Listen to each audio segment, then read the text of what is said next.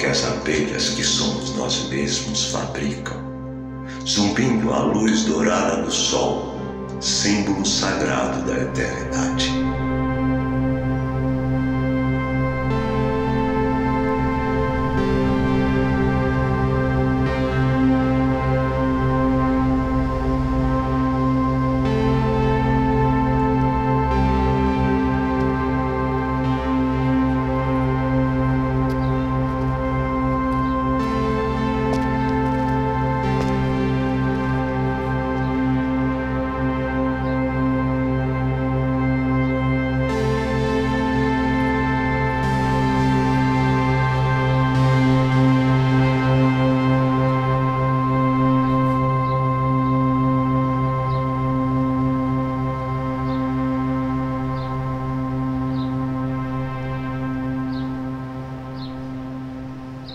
Então, o poeta Benjamin eu conheci ainda quando minha mãe trabalhava na prefeitura, né?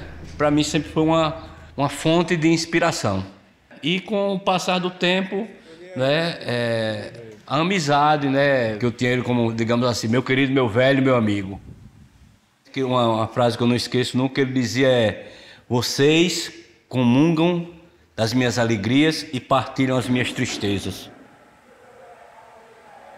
Meu tio, eu lembro dele sempre com aquele livrinho embaixo do braço, sabe, todo de paletó, o sol podia estar quente como fosse, estava sempre de paletó e vivia sozinho. Era uma pessoa muito assim, isolada, gostava muito assim da solidão, tipo assim.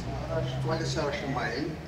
José de Beijo, porque o apelido dele é José, né? Aí chamavam ele Zé de Beijo, outro chamava Benjamin. Por quê, Zé de Beijo? Deve ser apelido, né, Paulo? Apelido.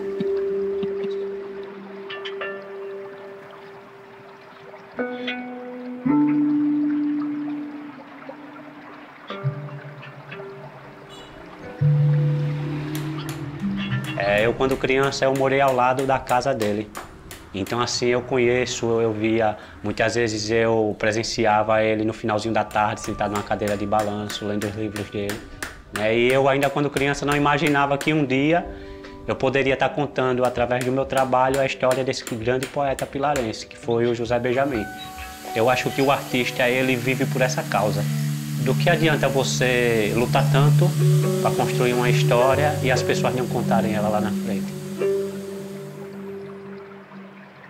Benjamin era aquele que andava, digamos assim, perambulando pelas ruas de Pilar. E sempre assim, vivia para fazer o que ele mais gostava, que era escrever livros, sabe? Eu achava assim, ele muito eclético, né? Ele fazia poemas, sonetos, acrósticos. Ele carrega um pouco dos escritores de épocas passadas, né? Como Graciliano Ramos, Jorge de Lima, né? O Acendedor de Lampiões. Na questão da poesia, né? Da rima, não considerava, digamos assim, um cordelista, né? Ele não era, digamos assim, de fazer uma rima de cordel, né?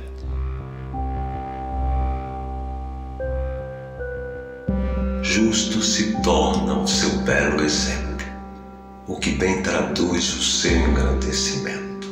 São estes os fatores que eu contemplo, é este o meu pronunciamento.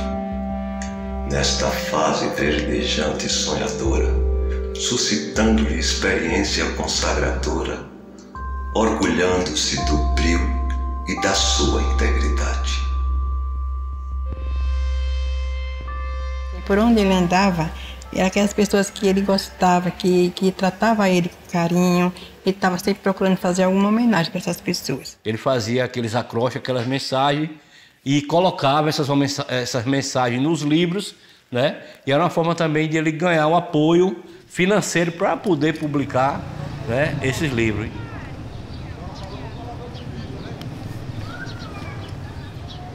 E o José Benjamin era uma pessoa que sempre lia. Se você for ver as fotos mais ilustres, sempre sentar na praça de um banco, com a perna cruzada, ou lendo um jornal, lendo um livro, ou rabiscando, né, algum poema, alguma obra. E sempre gostava de estar ali onde a gente chamava ali a loja da Laodiceia, né, na esquina, onde é hoje a loja sofisticada, na esquina da Praça da Matriz.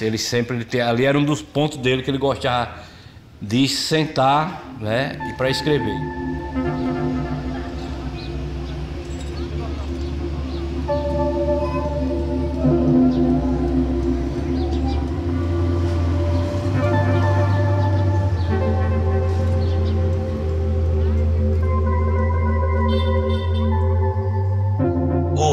Centenária, como és tão bela.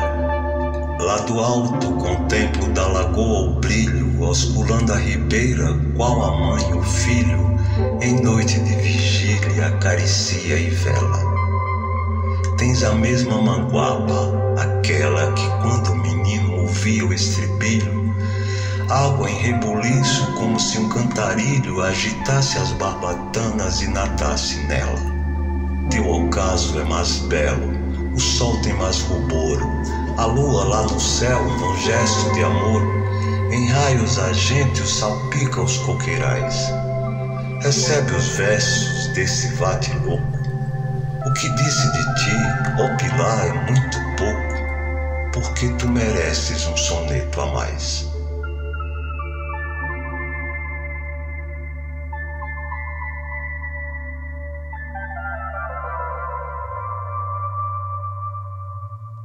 Isso ele dizia no final de qualquer discurso, né? Pilar, linda terra e altaneira, berço de sonho de beleza mil, amo seu céu cor de anil, fonte de luz da raça brasileira.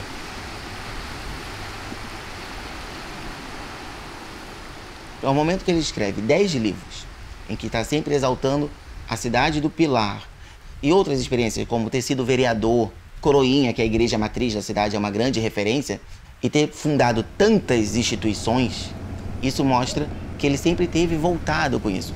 Reafirmar, criar essa identidade. O que é o Pilar?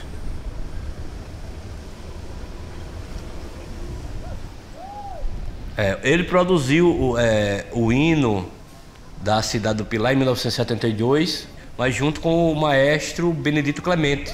O diferencial do poeta, né, que as pessoas procuravam onde e ele ia buscar certos tipos de palavras, que às vezes a gente lia, esse rapaz, vamos saber que palavra difícil é essa, né? O que causou estranheza é pelo fato, com pouco conhecimento, vamos dizer assim, acadêmico, a riqueza em suas palavras, em sua mensagem. Então isso me chama muito a atenção sobre refletir como acadêmico o que eu estou produzindo de fato. Ele, com um conhecimento, vamos dizer assim, limitado para a época, me deixou uma riqueza.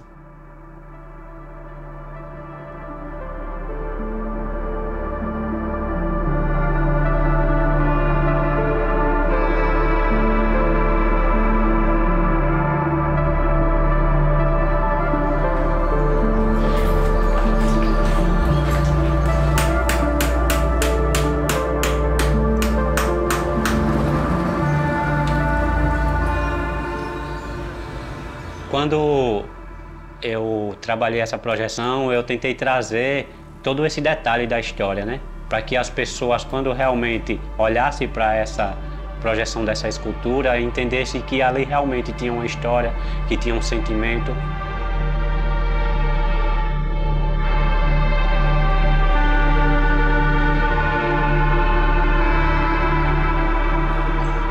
Take 9. A vaidade é a loucura da vida, take 9. Não sei por que tanta imponência apodera-se de sua pessoa, que a tenho como gente boa, mas que ouça minha indulgência. Serão as jogadas daqueles assegurados trunfos que lhe faz desvanecer tantas vezes. Porém saiba que a embriaguez dos triunfos transformam-se nas amarguras dos reveses. Peço-lhe que não vá ficar ofendida, nem tampouco sinta desprazer, mormente nesta fase sonhadora. Apenas escute a minha palavra tradutora daquilo que eu tinha a lhe dizer. A vaidade é a loucura da vida.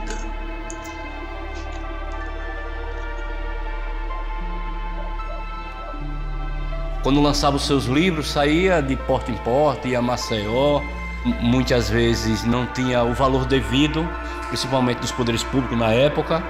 Eu me refiro porque quando a gente criou o primeiro baile das personalidades, eu tinha colocado o poeta como um grande homenageado.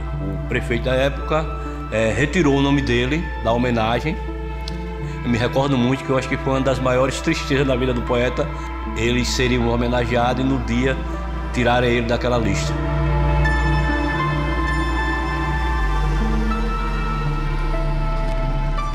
Então, assim, o meu convívio com meu tio, a infância, a adolescência, eu não tive tanto convívio com ele.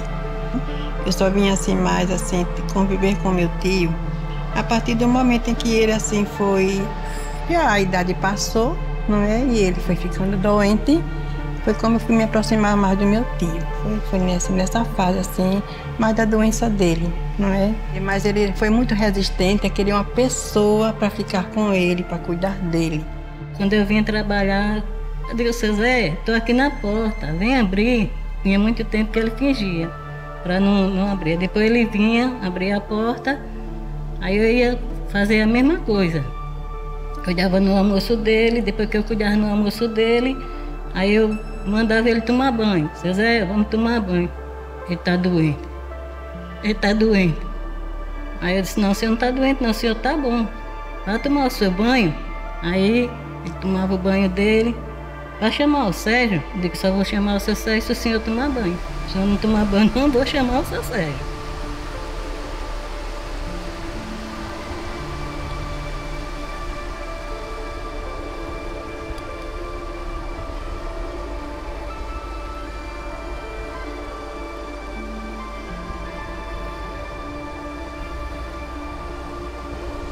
Estive na véspera, ele faleceu na casa dele, né? Ele disse assim, reta final, já tá bom, já deu. E no dia seguinte a gente soube da notícia, não é, que ele tinha falecido. Ele sempre dizia, tem esse detalhe também, ele sempre dizia, quando ele morresse iam tirar ele por cima das telhas. Foi esse detalhe que ele passou para mim. Aí quando eu cheguei para trabalhar, aí eu, seu Zé, seu Zé, bati assim na perna dele, estava todo duro. Já tinha morrido, tinha falecido.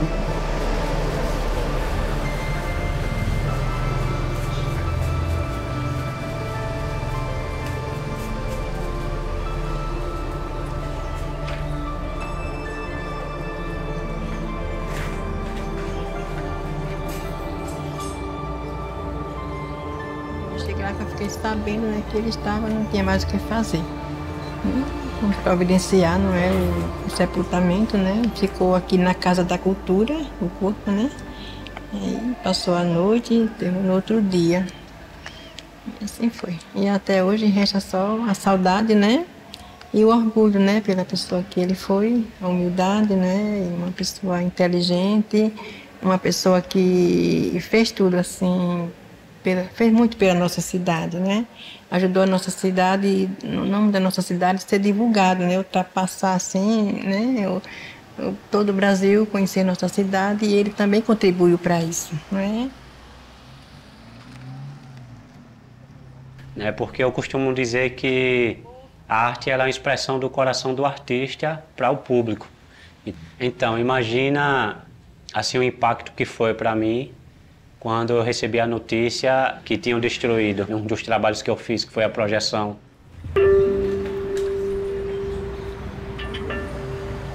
Mas a gente está lutando aí, estamos trabalhando na restauração dessas esculturas. Com certeza o local vai voltar a ganhar vida novamente. Como foi dito por algumas pessoas, que era um dos pontos turísticos mais bonitos aqui do município, né?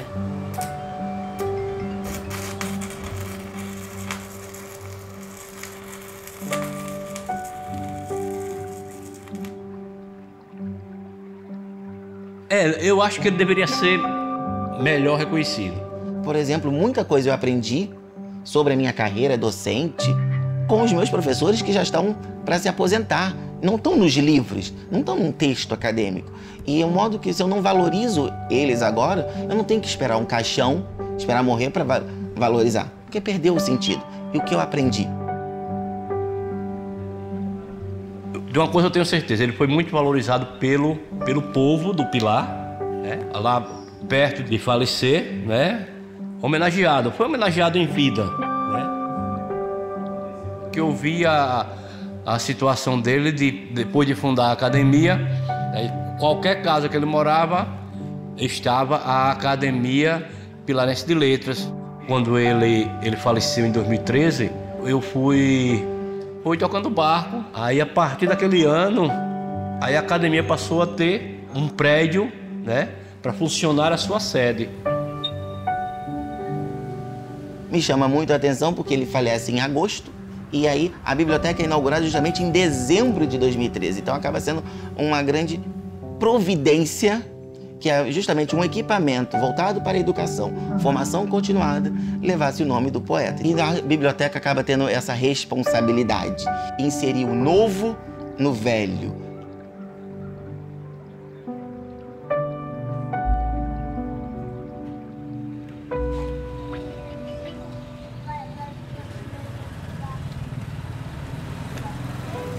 Isso é importante demais para o artista, né? Poder ser lembrado lá na frente, porque o artista ele não quer morrer, ele quer se tornar eterno, né?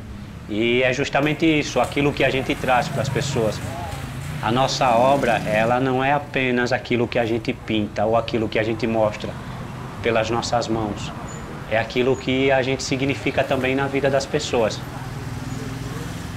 E essas pessoas que a gente conheceu lá atrás, que eu tive o privilégio de conhecer, eles me ensinaram como pessoa, como artista, como poeta, né? Eu estou aqui hoje porque eles fizeram parte da minha vida, mostraram um caminho e eu vi que através deles seria possível seguir esse caminho.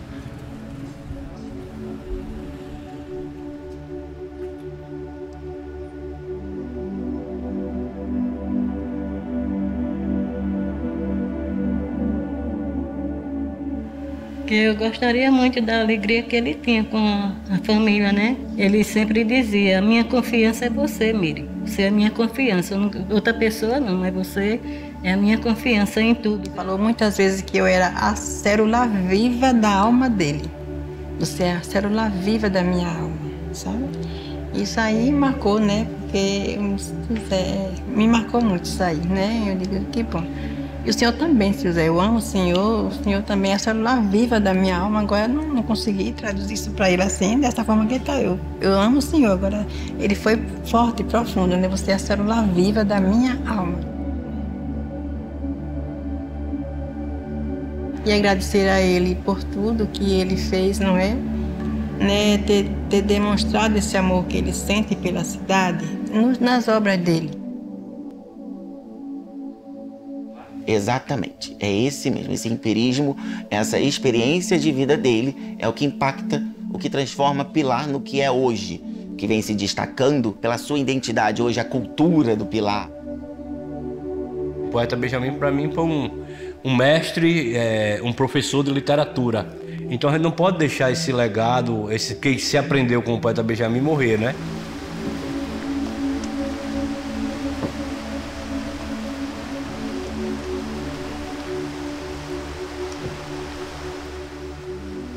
Não sei quantas almas tenho. Cada momento mudei. Continuamente me estranho, nunca me vi nem me achei. De tanto ser, só tenho alma. Quem tem alma não tem calma. Quem vê é só o que vê. Quem sente não é quem é. Atento ao que sou e vejo, torno-me eles e não eu. Cada meu sonho ou desejo é do que nasce e não meu. Sou a minha própria paisagem. Assisto a minha passagem de verso, móvel e só. Não sei me sentir onde estou. Por isso, alheio, vou lendo como páginas meu ser. O que segue não prevendo, o que passou a esquecer.